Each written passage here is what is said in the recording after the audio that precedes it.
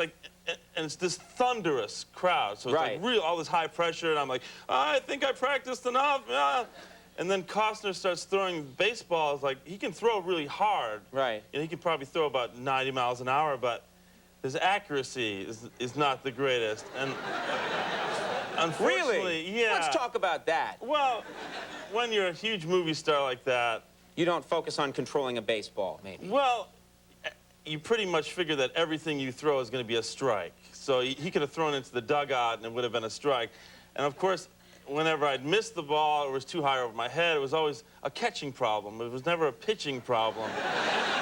And, the word is diluted. Yeah, yeah. So it would be, you know, you'd hear like, Reilly, you know, Boogie Night sucked. And then, oh, I missed the ball, and then Costner would run up. Come on, man, stick it. Let's go, JC, and stick it. He'd call you what? JC. Like, no one calls me JC. It's like he decided that that was my nickname. It was bizarre. It was like, it was really like a soul-crushing experience. And it went on for like a month, a solid month in November. And it was, you know, You and Costner, did you click, really? Well, we played best friends in the movie, but it was difficult. It was pretty difficult. We're all under, you know, I don't want to say bad stuff about people. It's very late at night.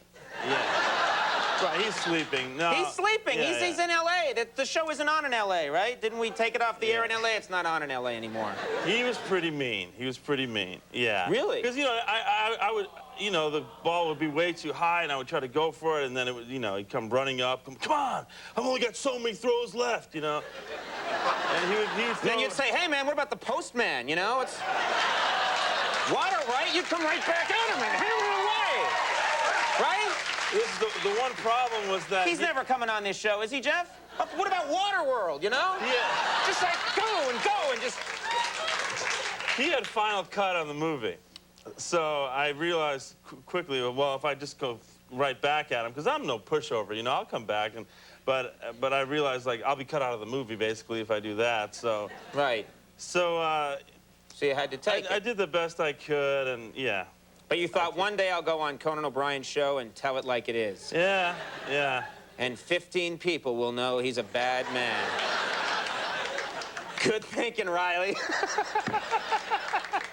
Oh, wow. You showed him. I'm not bitter about it now, but it was incredibly difficult at the time. And just the month went on, and I got colder and colder, and I was like frozen in this little position, like,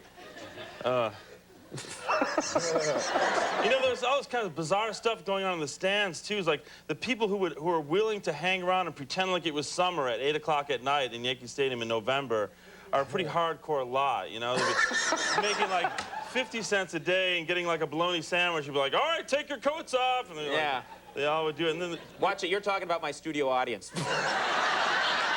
Like, people that are willing to come in here for a cup of coffee. I heard there was a crack bust in the restroom. There was a prostitution bust in the restroom. Like, just every day in New York. Yeah, there you go. Before we go, we're pretty tight on time, but Perfect Storm. A lot of people looking forward to this movie. This is the book. So intense, such an intense. Yeah. What's it like to live that experience, even though it's a movie set? Well, it's funny. You read it whenever I do a hard. You know, I always take these incredibly physically difficult movies, and you read the script and you think like, oh yeah, and then the guy almost drowns, and yeah, and then he gets slammed into the side of the boat. Oh, that's interesting. This is exciting.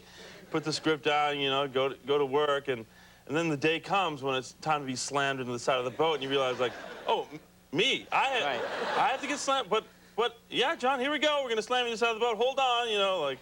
All of a sudden, the theory becomes this horrible reality, and that went on for like 5 months on that movie. And then you find out Kevin Costner's playing the mackerel. Come on, JC, let's go!